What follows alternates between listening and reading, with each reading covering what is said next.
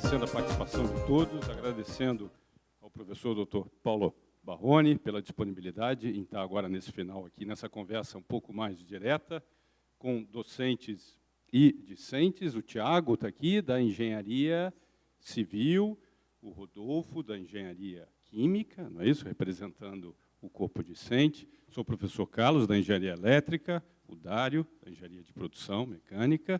E, bom, eu acho que já foi apresentado, o professor já se apresentou. Ele tem uma história longa na universidade, né, formado em Física e Engenharia, também elétrica, na Universidade Federal de Juiz de Fora, com a formação toda de mestrado e doutorado na Física da Unicamp. Então, muito obrigado por essa disponibilidade. Bom, acho que a gente pode ser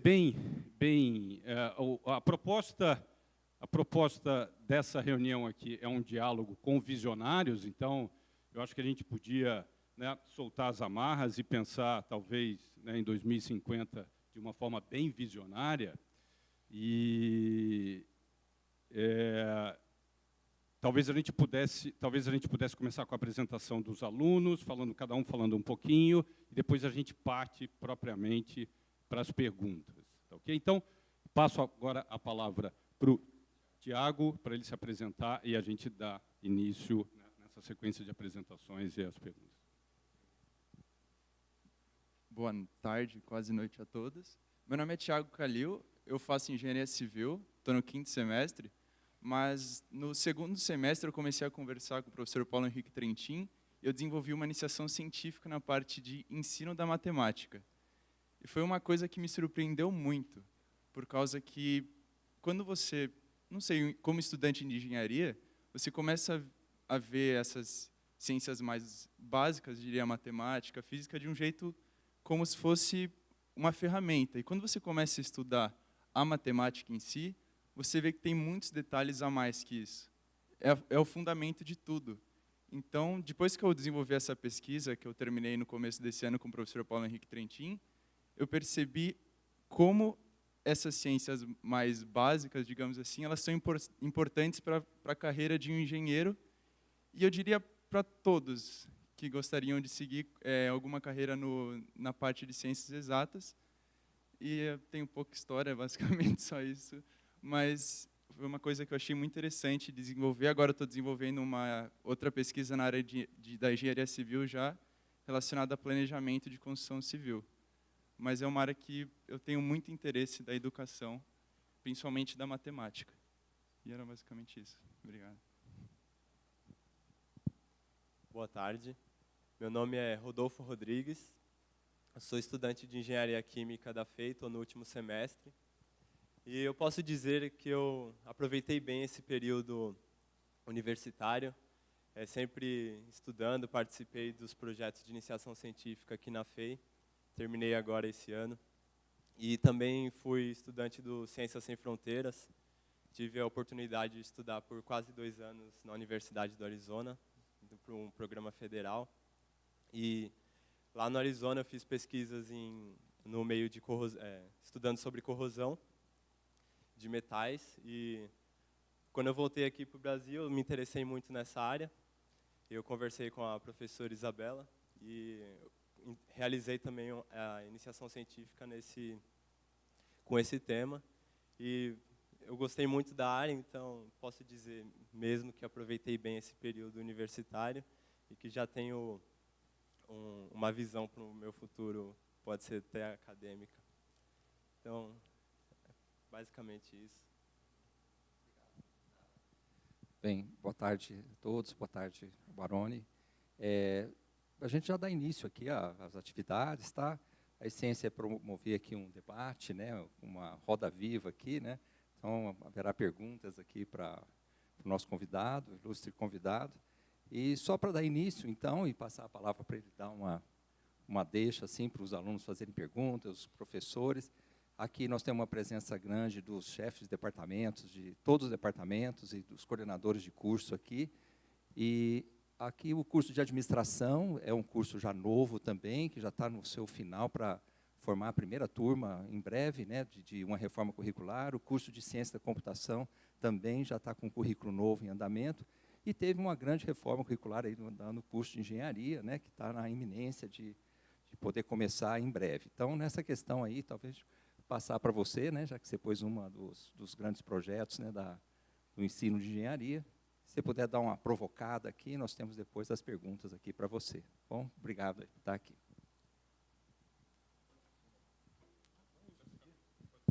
Bom, boa tarde mais uma vez. Eu acho que a gente pode ser bem rápido e informal mesmo, né? Algumas poucas deixas. A primeira, agora que você falou da Unicamp, eu me lembrei de uma coisa.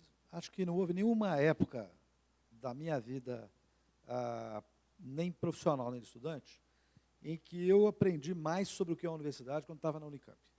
É muito bom estar numa instituição super dinâmica, internacionalizada, e que tem uma circulação de pessoas fantástica, uma mobilização cultural fantástica. Para o cenário brasileiro, certamente é uma instituição muito peculiar nesse aspecto. Bom, qual é a boa possibilidade para outras instituições?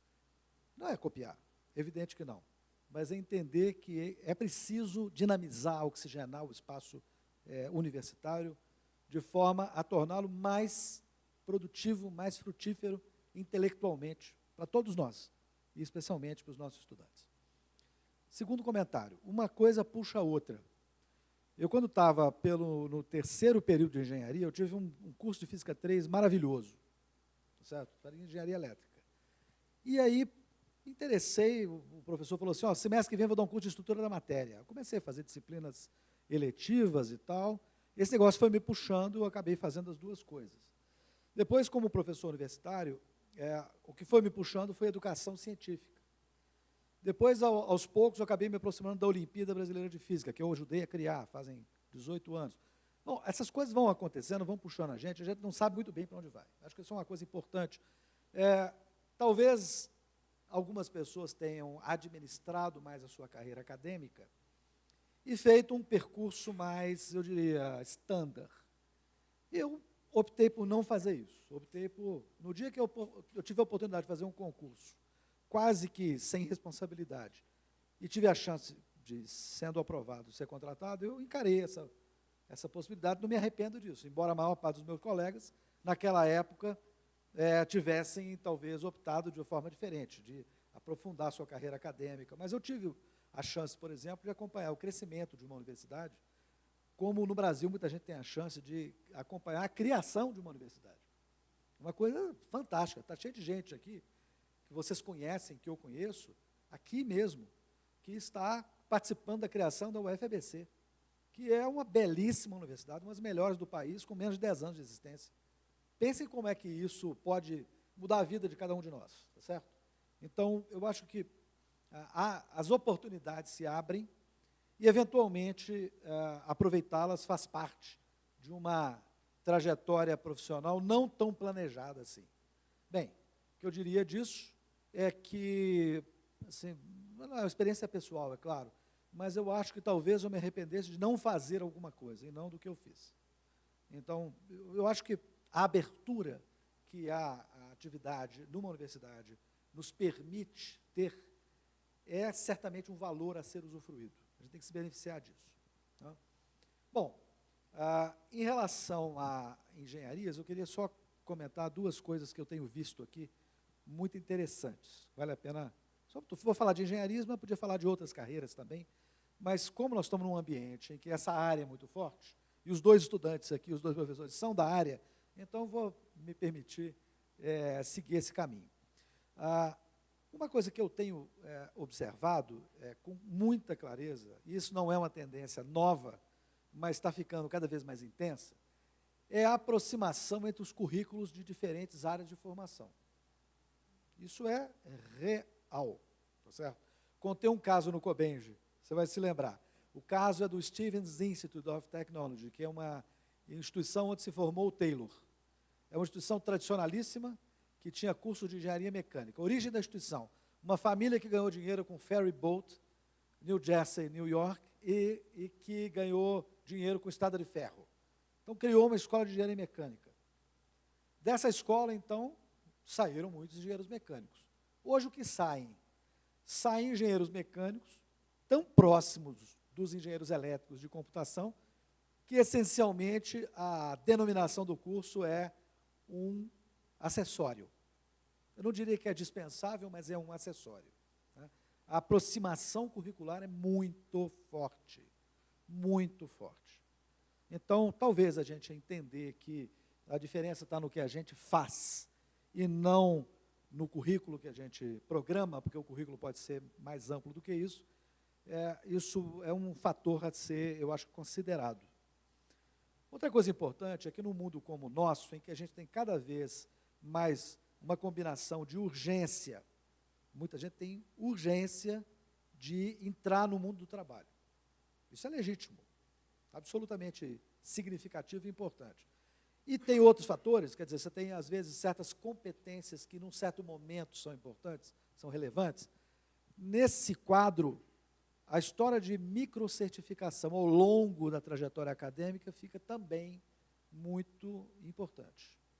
Eu tenho visto aí várias experiências legais nessa direção, eu acho que vale a pena conhecer e praticar disso. Nas áreas de computação e de gestão, isso é super comum, não é assim, Sadal? Não é? E na área de computação, não sei quem está aí da computação, mas é super comum, você certifica periodicamente pela aquisição de competências. Isso também nos aproxima do conceito de competência, que é um conceito muito mais importante e útil para a formação do que o conceito da reunião de temas importantes. Se a gente for para o cafezinho, cada um de nós vai dizer o que considera importante, com base na sua experiência pessoal ou no seu interesse. Mas o que de fato importa é o que o egresso é capaz de fazer, e não quais são os repertórios temáticos que ele tem. O repertório temático é parte de uma construção mais complexa chamada competência. Então, se a gente pudesse aproximar dessa construção, também é muito bom. No fundo, eu queria dizer, a educação superior brasileira é extremamente arcaica e anacrônica. A única salvação são os estudantes puxar a gente.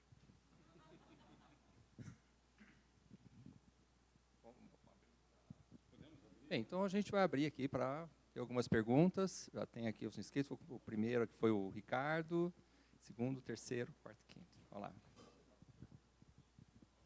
Bem, professor Baroni, a pergunta que eu vou fazer, talvez, acho inevitavelmente seria feita, se não fosse por mim. Né?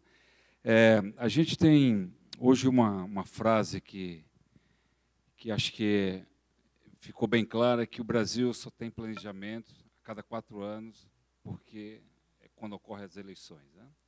Então, se o Brasil, me parece, se ele não tem um planejamento estratégico, ele se renova a cada 4 anos, quer dizer que o país não tem um planejamento estratégico só de governo, não de Estado. Né? Então, a educação deve estar incluída nesse planejamento estratégico. Se nós pegarmos os tigres asiáticos, a gente viu a China, que hoje não está deixando de ser uma copiadora para ser uma desenvolvendo tecnologia. Exemplo maior também foi a Coreia, anos atrás. Investiu em educação. Isso é inquestionável, me parece que é um consenso mundial que o país se alavanca com a educação. Né? As últimas estatísticas que eu vi, entre os jovens de 18 a 24 anos, o Brasil, que tinha acesso ao ensino superior, acho que o Brasil estava entre 12% e 15%, os Estados Unidos 27%, a Alemanha próximo de 40%. Parece que os dados eram esses. Eu queria saber do senhor, eu sei que é difícil prever isso, mas uma sensibilidade, um prognóstico do professor que está na Secretaria de Educação, onde é que vai estar a educação superior em 2050? Tá? Independente de pesquisa, mas em termos de ensino mesmo. Tá? Bom, eu posso lhe ofender, ou a sua família, no lado masculino, naturalmente? Senhor é teu avô, então, pode ser? Isso é permissão para brincar, você desculpa, tá? Só brincadeira. Mas vamos nos tratar informalmente, nós somos colegas. Eu sou professor universitário, certo? Bom, sobre planejamento. O Brasil é ruim de planejamento e teve, em alguns anos, até a desvalorização política do conceito de planejamento. A prevalência de certa visão política nos convencia ou tentava convencer de que o planejamento é um instrumento do passado, daqueles que talvez desejem submeter o país a ambientes muito rigorosos de implantação de certos padrões econômicos e sociais. Bom, na verdade não é isso, o planejamento é essencial, e há exceções. Tanto é que essas exceções são bons exemplos de como o planejamento funciona, com todos os equívocos que a gente possa localizá-los. Eu vou exemplificar a Embrapa e a CAPES. Se alguma coisa deu certo no Brasil na educação, foi a pós-graduação. É o único subsistema bem sucedido da educação brasileira. Entre outras coisas, ele está no seu 6º ciclo de planejamento. Podemos criticar um monte de coisas, mas eles estão consonantes. Embrapa e CAPES andam juntos nesse aspecto.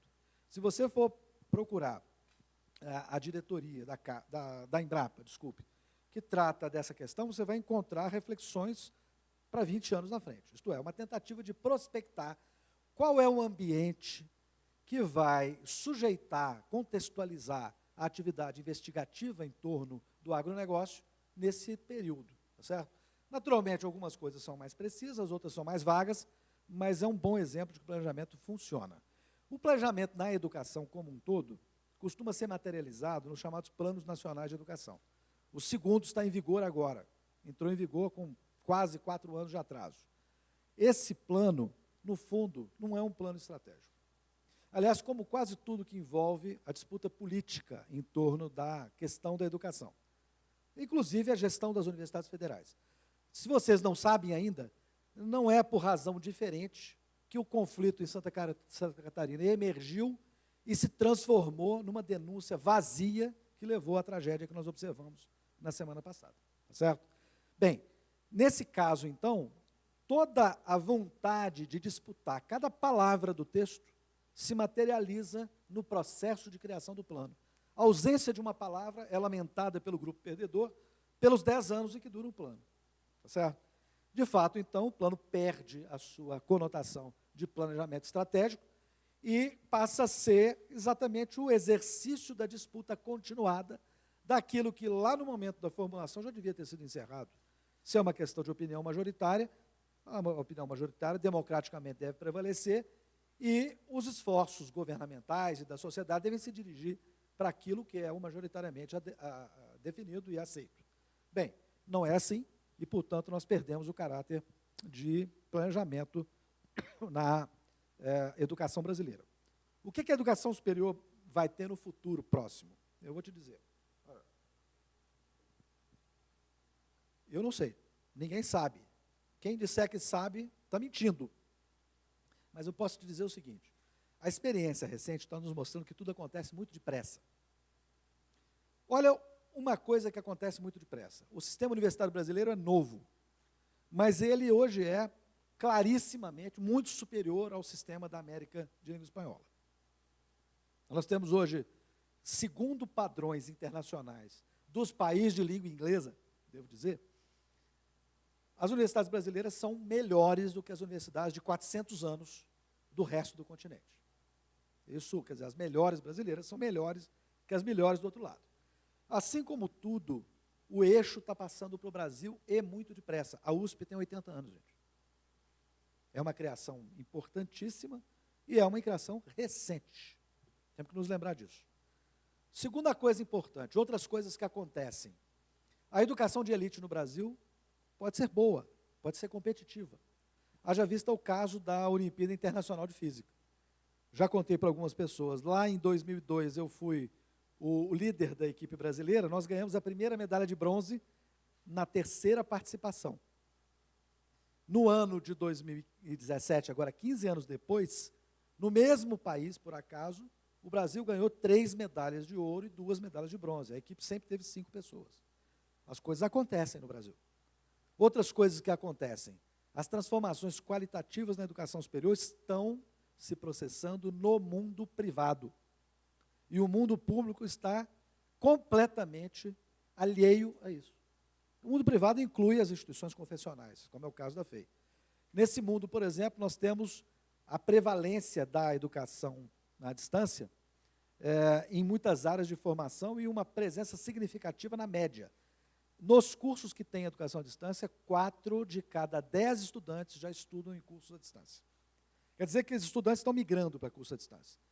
Em outras palavras, eles estão procurando alternativas metodológicas, pedagógicas e tecnológicas diferentes. Eles não são estudantes novos, são estudantes que deixaram de fazer a opção por cursos presenciais. Eu lembro que há 15 anos havia meia dúzia de instituições fazendo alguma coisa que eles chamavam de educação à distância. E que, na verdade, era como a novela de rádio quando a TV foi criada.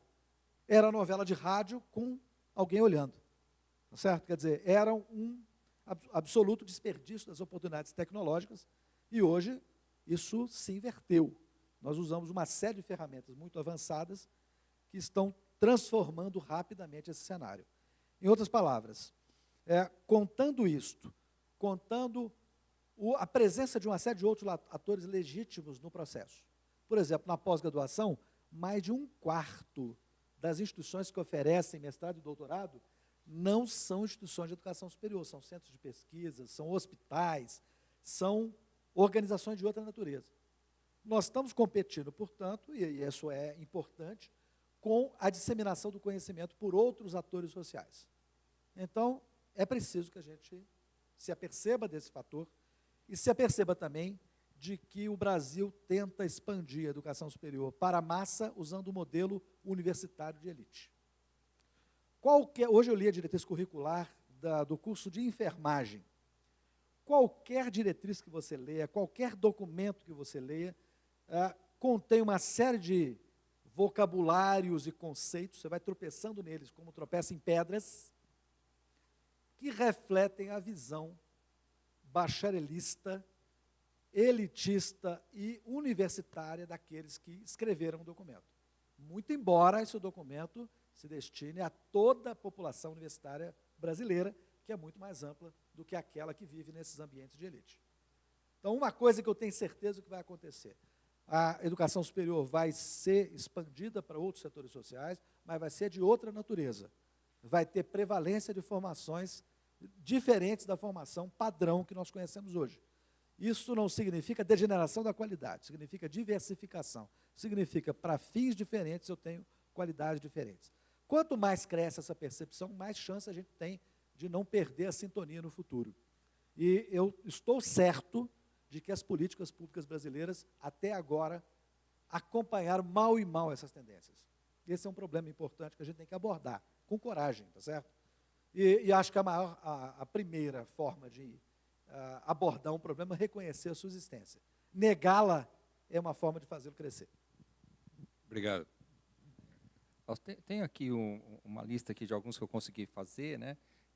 Tá o Wong, depois o Rodolfo, o Flávio, o Gerabi. Eu ia pedir assim, só para a gente ser bem objetivo na pergunta, né? Para a gente não fazer tanto contexto, para poder nós temos um limite de tempo aqui, poder atender o máximo aí da demanda dos questionamentos aí deles, tá bom? Muito bem. Eu sou o Wong, coordenador do curso de administração aqui do Campus São Bernardo. Baroni, olhando o site da CESU, eu reparei que um dos principais objetivos da Secretaria é ampliar o acesso à educação superior de qualidade.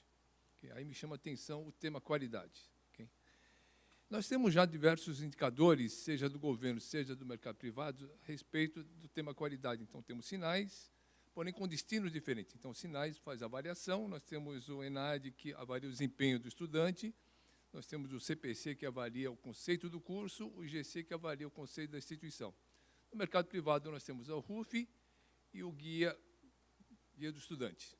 Okay? Enfim, cada um com destino diferente. Então, a minha pergunta é assim, como é que você vê como é que você conceitua qualidade na educação superior e quais seriam umas outras métricas diferentes das que nós temos hoje, tanto no governo como no mercado?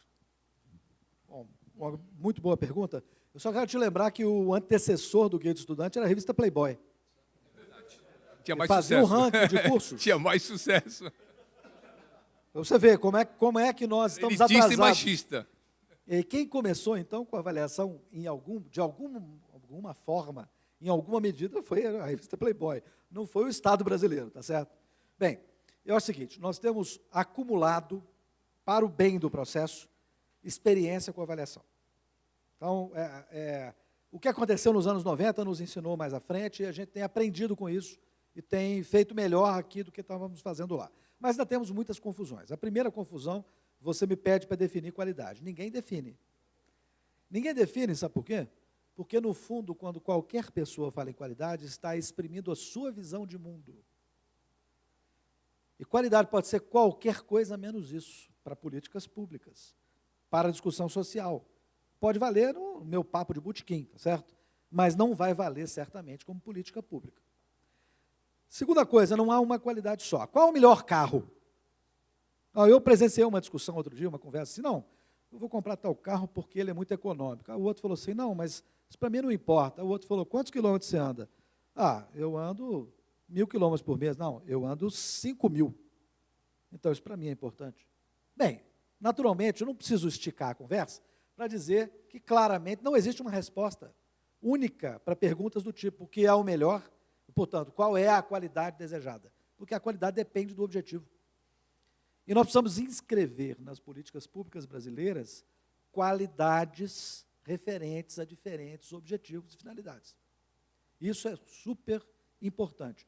Eu vou dizer para você, não considero, eu vou falar com todas as letras, não considero que estender o modelo de formação de uma excepcional escola, qualquer que seja, às outras, signifique qualidade. Não significa.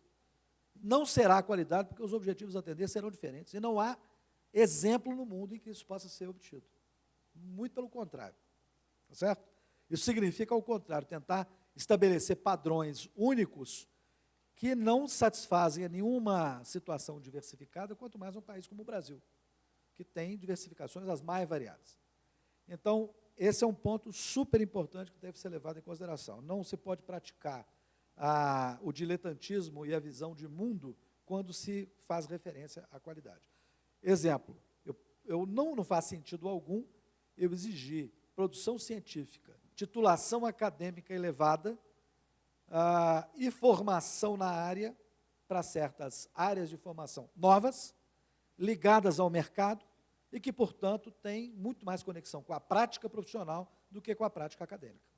Então, eu posso já te dizer, eu entendo que deveria formular instrumentos de avaliação que tivessem essa diversificação. Tá? Uma outra coisa importante é que, quando a gente fala de avaliação, acha que os objetivos da avaliação sempre são os mesmos, mas isso também não é verdade. Pode haver avaliação, por exemplo, para assegurar à sociedade qual é a melhor escola num certo campo, ou se a escola satisfaz a um estándar bem definido, ou, só para dar 3 exemplos, se a formação ultrapassa um limite crítico abaixo do qual ela compromete o exercício profissional. Para a medicina, por exemplo, seria oportuno falar disso. Desculpa, mas, em conclusão, o Brasil não diferencia essas coisas. Quando alguém vai lá e anuncia, é como se tudo fosse a mesma coisa. Obrigado. Eu tenho uma pergunta aqui do Durante esse congresso, também se falou de inclusão social. E se você reparar no número de estudantes negros nas universidades, tanto públicas quanto particulares, e também o número de professores negros, você vê que não é tão grande quanto se você sai na rua andando na universidade. E eu queria saber a sua opinião, ou o que você prevê para 2050, se isso vai estar mais igual no meio universitário, se a desigualdade vai diminuir. Só complementando, tem outras perguntas aqui nessa mesma linha, o que o Ministério da Educação está trabalhando para diminuir a desigualdade social. E acho que, aproveitando também, acho que se você quiser fazer a sua pergunta, então acho que vamos ficar com esse tema e aí a gente volta para você. Bom, rapidamente para dizer o seguinte, eu estou certo de que desigualdade não é um tema de fácil abordagem, como tem mostrado estudos recentes sobre os últimos 10, 15 anos da política brasileira. Em alguns aspectos, a bonança da economia favoreceu mais aos setores já mais abastados do que os setores menos abastados. Embora tenha havido uma forte conversão de certos segmentos de uma classe econômica para outra classe econômica, e eu não confundo classe social com economia, são coisas diferentes, isso envolve outros segmentos da vida cotidiana, ocupação, educação, cultura e outros aspectos, né? Mas na economia houve uma conversão importante, que em parte tem sido perdida com essa crise recente. Mas isto não significou uma transferência de renda efetiva do segmento mais abastado para o segmento menos abastado. Todos cresceram, mas quem cresceu mais foi o segmento mais abastado. Então, é muito difícil combater desigualdade social no Brasil. Desigualdade racial é um fenômeno importante que pode ser abordado como desigualdades de natureza social e econômica de outro formato também podem, com medidas temporárias que visem a equalizar ou reduzir a diferenciação, né? Esse é o exemplo das cotas. Com relação às cotas, eu queria dizer que elas têm um aspecto bem sucedido. O aspecto é a Universidade Federal Brasileira e algumas estaduais brasileiras passaram a oferecer metade das suas vagas a estudantes que frequentaram escola pública. E depois existem outros matizes dentro disso, mas metade. Isso quer dizer que o Estado decidiu fazer o seguinte: olha, eu pago a universidade pública, mas quero que metade das pessoas que estejam lá tenham frequentado também escola básica pública. A outra metade não está em discussão, por enquanto, né? Pode ser que esteja em discussão mais à frente. Mas hoje o cenário é esse.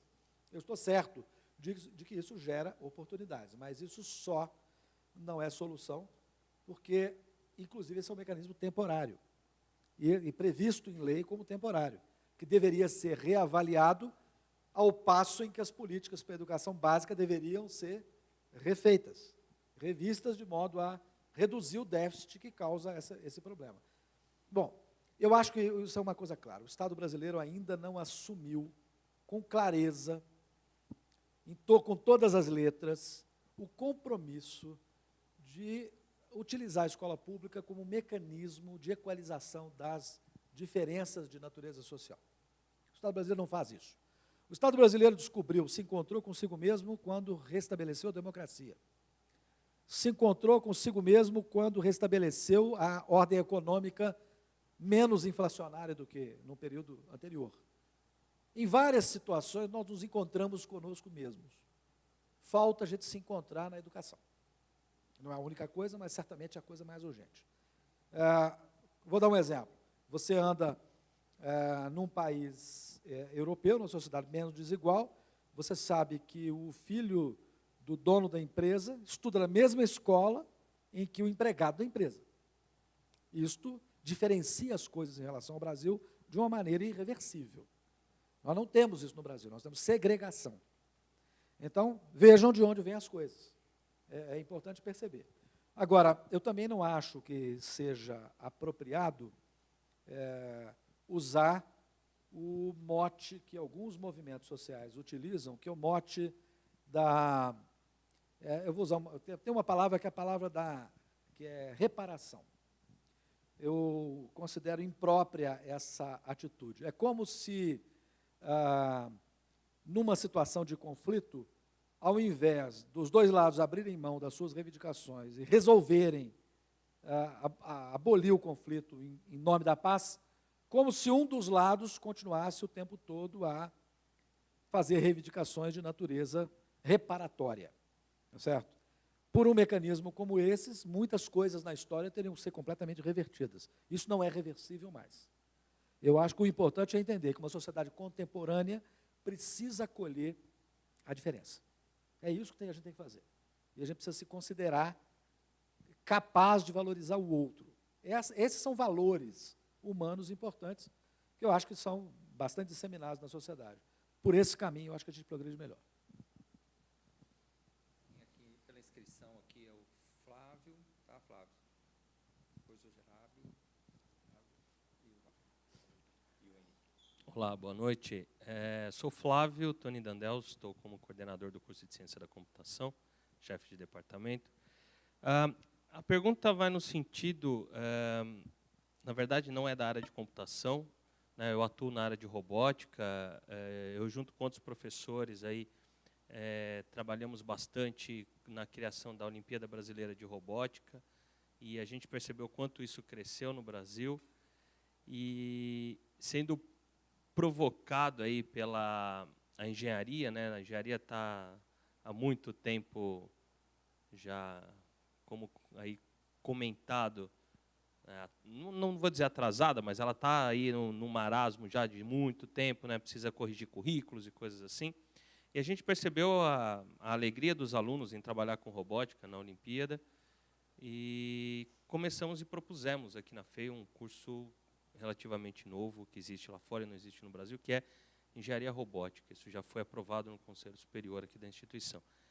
E não tem diretrizes curriculares, é uma iniciativa nova. Eu queria saber a posição, como a Secretaria, o Ministério enxerga a criação de novos cursos em áreas aí que não tinha que a gente não tem ainda uma cultura, e que a sociedade vai demandando, os estudantes que estão chegando na universidade estão demandando. Enfim, como que a Secretaria e o Ministério enxergam a criação de novos cursos? Com muito bons olhos. Agora, eu posso te dizer o seguinte, eu não conheço em detalhes a sua proposta, mas entendo que ela deve ser tributária de cursos de engenharia de automação, de controle, servomecanismo, computação, mecatrônica. Quer dizer, pertence a uma família de opções de formação em engenharia que já existe, tá certo? Eu, inclusive, vou dizer para você o seguinte, se eu fosse o reitor da sua universidade, eu criaria uma ênfase, talvez um major num curso existente, que tivesse essa tendência, mas não criaria um curso novo. Mas isso é a minha opinião pessoal. Em política pública, eu posso dizer para você o seguinte, a adequação desse curso deve se dar em relação às diretrizes curriculares dos cursos de engenharia. Ok? Na ciência da computação, nós temos duas alternativas, a engenharia de computação e a engenharia de software, que são regidas por outra diretriz curricular. E no campo das agrárias, nós temos florestal, agronomia e pesca, se eu não estou enganado, são só essas três, regidas por uma outra diretriz específica. O restante dos cursos, como aquela família que eu fiz referência, deve se reportar às diretrizes da engenharia como um todo. No tempo que tentaram uniformizar isso, na minha universidade se criou uma engenharia computacional, que não se compara nem rivaliza com a engenharia de computação. Não é a engenharia cujo objeto é o computador, é cujo método computacional. Bem, eu diria que também talvez seja possível usar um curso de ciência da computação e criar um major para dar a tendência para que um curso desse funcione. Eu acho que no Brasil nós estamos ainda usando a alternativa que eu não considero apropriada, de dar denominações muito específicas para tentar responder a certas especificidades e certas tendências que o mundo tecnológico ou profissional nos apresentam. Eu penso que essa não é uma boa resposta, mas já penso há muito tempo, tá certo? Acho que a melhor resposta é a de perceber quais são os fundamentos mais persistentes e de permitir poucas entradas e muitas saídas. Eu acho que uma universidade brasileira típica tem praticamente uma saída para cada entrada. Se você for uma universidade americana típica, ela tem dezenas de saídas para cada entrada. Algumas são até muito radicais. Eventualmente, a possibilidade de fazer essas combinações dentro de um programa acadêmico que tenha uma denominação mais genérica seria melhor. Eu diria que hoje, um dos debates importantes em torno das diretrizes curriculares da engenharia é pensar em reduzir a diversidade artificial de denominações. Veja, não é uma crítica pessoal, nem ao seu projeto que eu não conheço. É uma crítica a um estado de coisas que, eventualmente, não significa nada. A administração tinha 200 denominações para 1000 cursos, quando a diretriz curricular determinou uma denominação. Posso só tentar reunir algumas questões aqui que foram levantadas pelos alunos, o Reginei, o Felipe e outras mais. Quer dizer, há um questionamento aqui, Baroni, especificamente com o ensino à distância, mas eu acho que o que está nas entrelinhas dessas questões é como é que vai ser a sala de aula do futuro, né? Se a gente for fazer o exercício 30 anos atrás, a gente estava falando de uma lousa, um giz, a presença do professor. Isso foi, né, evoluindo, as transparências, os slides, agora se fala em vídeos, e se pensa, talvez, até na possibilidade de não mais existir, né, talvez, o próprio professor, a necessidade do professor em sala de aula para passar o conhecimento. Como é que vai ser essa sala de aula? Como é que vai ser essa universidade em 2050? Vai existir realmente ainda entidades?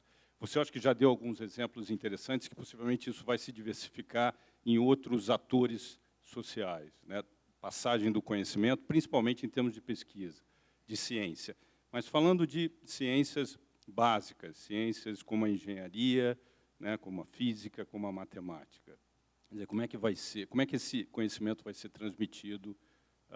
E se ensino à distância talvez seja um processo natural de todas as escolas dentro desse contexto, né, virtual de passar o conhecimento? Olha, me perdoe a rudeza, mas professor para passar o conhecimento não vai existir mesmo. Não faz o menor sentido. Essas coisas hoje estão disseminadas em outros lugares. Agora, professor para planejar as oportunidades de aprendizagem, com base na sua experiência. O professor para conduzir o estudante por certos caminhos orientados e não tutelados para alcançar certos objetivos. O professor para compartilhar suas experiências. O professor para conduzir processos mais amplos e, portanto, praticar atividades mais nobres, esse não deixará de existir em momento algum, como outros profissionais também são assim. Já me contaram a história de que, quando o piano foi inventado, os músicos de orquestra se rebelaram, porque, a partir de então, supostamente, as orquestras não serviriam mais para nada, porque aquele instrumento fazia tudo, num único músico. Bom, naturalmente, isso não é verdade, e também não é verdade que a educação à distância vai tirar o emprego dos professores. Ela vai gerar um reposicionamento da atividade.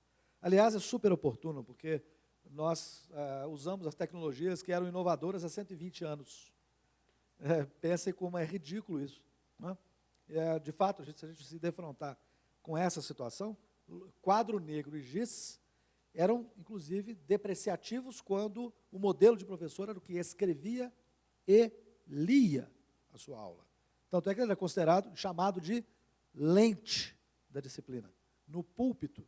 Né? Vocês sabem disso, certamente já viram esse folclore e já ouviram falar disso. Mas a educação à distância tem uma virtude importante, a de nos colocar contra certos conceitos. A gente é imprensado por eles. Se alguma oportunidade tecnológica surge, a gente logo passa a ter que conviver com ela. Às vezes, de uma maneira um pouco forçada. Às vezes, não. Um exemplo, quando a CAPES criou o portal Periódicos e disponibilizou os periódicos online, isso foi a maior democratização da história da ciência brasileira. Tá certo? E todo mundo passou a ter todos os periódicos na sua máquina na hora que precisasse. Pronto. Por que não admitir que esse conceito é válido para outras áreas? Olha, natural. É assim que as coisas acontecem. Nós somos obrigados a conviver com alternativas metodológicas, alternativas tecnológicas, pedagogias diferenciadas, avaliação diferenciada, e, portanto, que temos que questionar até o trabalho que fazemos. Eu acho que é muito importante isso, e a gente tem que se redirecionar no que a gente faz. A educação à distância, eu acho que no futuro vai ser, no fundo, uma invasão de métodos, tecnologias e processos de avaliação, etc., etc., sobre a educação tradicional e que, de outra forma, não mudaria, pelo menos no Brasil. Professor Baroni, Fábio Gerabi, chefe do departamento de matemática aqui da FEI. Eu tenho tido a sorte e a oportunidade de ouvi-lo algumas vezes em curto período. A última vez foi em Joinville, há 2 semanas atrás. E lá está em franca discussão a questão das novas diretrizes curriculares para as engenharias. E aí, dentro dessa discussão, o que eu coloco é o seguinte: na sua visão, hoje e para o futuro, como é que vai ser a visão da engenharia? A visão da engenharia como profissão ou a visão da engenharia como formação? Porque talvez a gente esteja em franca mudança nesse ponto. Obrigado. É certo que uma série de profissões estão se reinventando. Tá? A engenharia é uma delas. Eu acho que eu já descrevi isso, você já me ouviu descrever, eu já descrevi isso para muita gente, mas eu acho que é significativo. A percepção que eu tenho da visão da academia sobre a engenharia nos últimos anos é a seguinte, nos últimos 40 anos. Quando eu fiz a minha formação, e antes disso um pouco, a visão da engenharia era de que isso era uma profissão técnica. Mas havia uma certa percepção de que essa profissão precisava ser um pouco, eu diria, decorada, com certas complementações que permitissem àquele profissional técnico enxergar com menos visão técnica alguns dos aspectos do mundo. Por exemplo, enxergar o seu relacionamento com os operários. Isso levou à introdução de disciplinas como a sociologia no currículo mínimo da engenharia. É mais ou menos isso aí, tá certo? Assim como outras coisas, administração, direito privado, ecologia, foram todos temas artificialmente adicionados como decorações ao currículo mínimo da engenharia, supostamente sob a justificativa de permitir ao engenheiro enxergar minimamente o que significam essas relações com outros campos da sociedade. Depois disso, nos anos 90, a engenharia passou por uma outra etapa. As pessoas começaram a entender que o engenheiro era um profissional técnico, mas que precisava de uma formação humanística também.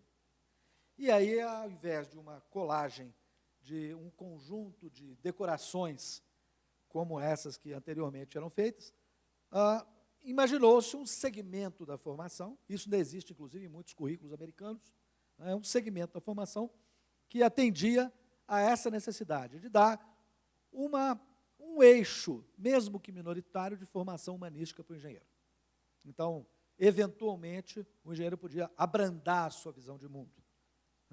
Tá certo? De maneira que ele continuasse a ser um profissional de natureza técnica, mas que tivesse não só a capacidade de enxergar, mas uma apreciação e uma valorização de outros aspectos do mundo.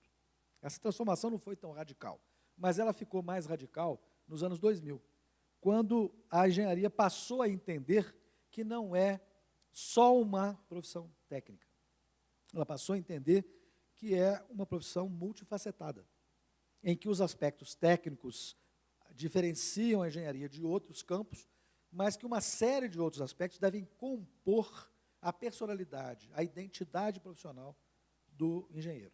Então, esse sujeito não é mais só um cara técnico com uma decoração ou com um viés de formação humanística, mas é um cara que precisa enxergar sustentabilidade, precisa enxergar regulação, precisa enxergar viabilidade econômica.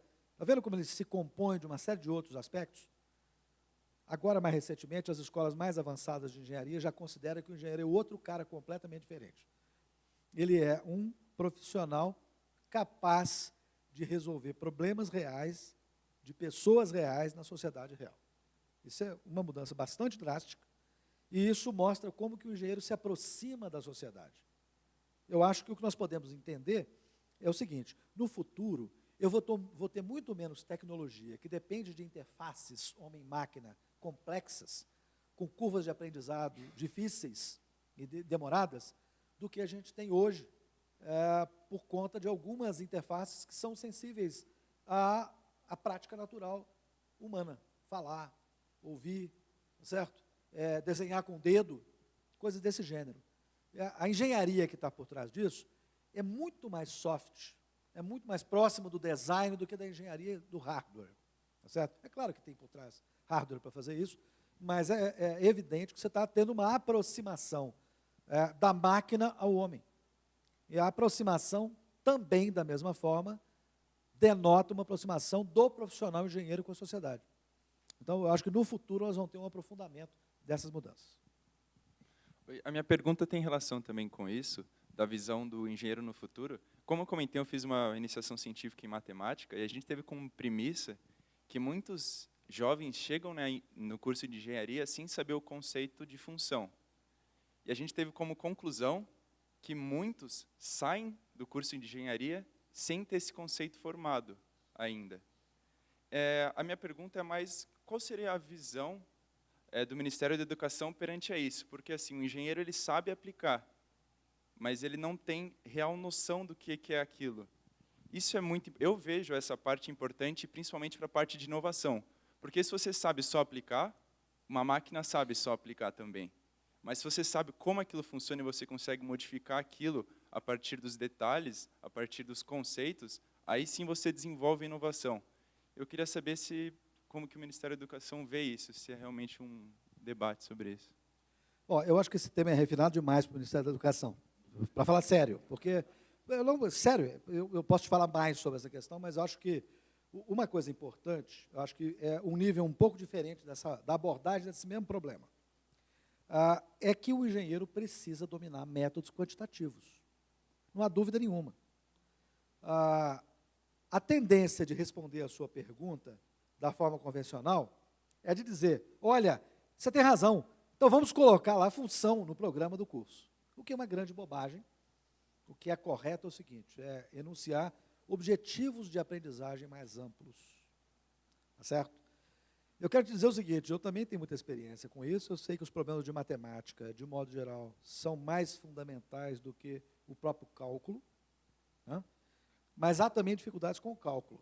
Uma coisa típica que você já deve ter encontrado é um estudante tentando resolver problemas de matemática com variáveis dependentes e independentes, tentando calcular médias, certo? De tal maneira que ele não percebe o conceito de variação que está por trás. Né? Ele não sabe muito bem que está calculando médias, mas no fundo ele está fazendo, simplesmente calculando médias numa função linear. No fundo é isso. Né? E certamente ele erra quando a função não é linear. Então ele não percebeu o que significa a variação de uma variável com outra. Né? Bem, a mudança de uma variável com outra. O que eu acho que é importante é definir claramente quais são os objetivos em termos de domínio de métodos quantitativos. Esses métodos são muito variados. Eu já vi disputas também na computação. Eu vi uma disputa do seguinte tipo, nós não precisamos de matemática contínua. Isso é bobagem. A matemática que a gente usa na computação é toda discreta. Bem, naturalmente, se computação não trabalhasse com manipulação de objetos, deformação, imagem, talvez eu até imaginasse que uma coisa dessas pudesse fazer algum sentido, mas a computação certamente não é só manipular banco de dados. Né? É uma série de outras coisas. Né? Não é só problema de busca. Tem um monte de outros problemas computacionais que requerem uma visão matemática diferente. Eu acho que também não é o caso de enunciar o que precisa ter no currículo. Você só precisa ter claro. Aliás, eu convido você a conhecer um negócio super interessante, e todos, chamado Descritores de Dublin, das competências necessárias para os ciclos de formação do processo de Bolonha. São 5 competências só, e os descritores de Dublin dizem o que são essas competências. E eles dizem mais ou menos o seguinte, escuta, você precisa, no nível do bacharelado, dominar, neste nível, os métodos e as técnicas próprias da sua área de formação. É tão simples quanto isso. A quem cabe interpretar isso? Cabe à academia. Isso não é um problema do Ministério da Educação. Esse é um problema de professor, esse é um problema de colegiado de curso, esse é um problema de coordenador, esse é um problema da academia. Assim como criar um curso inovador é um problema da academia. Não cabe ao governo inibir isso. Cabe ao governo apenas dizer, escuta, se nós temos diretrizes curriculares, tente se encaixar aqui.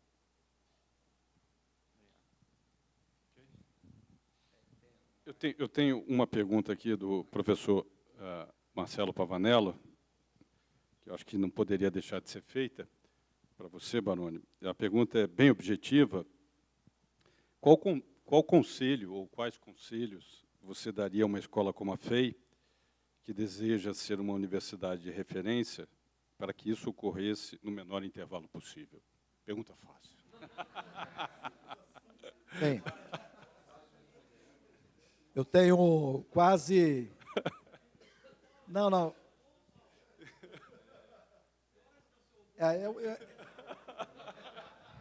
Não, meu deadline está se aproximando por 1 minuto. Mas eu tenho como responder a pergunta dizendo o seguinte: eu sou conselheiro há, sei lá, 11 ou 12 anos, continuamente, né, fora o período que eu fiquei fora do conselho. Então, eu posso vestir as vestes do conselheiro para dizer o seguinte: essa instituição aqui vai ser uma universidade num intervalo muito curto, tá certo? Do ponto de vista acadêmico, ela precisa atender a requisitos que vocês conhecem muito melhor do que qualquer pessoa possa dizer. Eu respondi essa pergunta no Centro Universitário Franciscano, em Santa Maria, há uns 5 anos atrás, quando a pró-reitora, não era a pró-reitora de pesquisa, que é minha amiga de muito tempo, não, é uma outra pró-reitora de graduação, perguntou. Eu disse para ela: quando trabalhe por isso, quando você perceber que está na universidade, você já é. Eu diria que essa é a percepção de vocês. Vocês são acadêmicos e que têm essa percepção.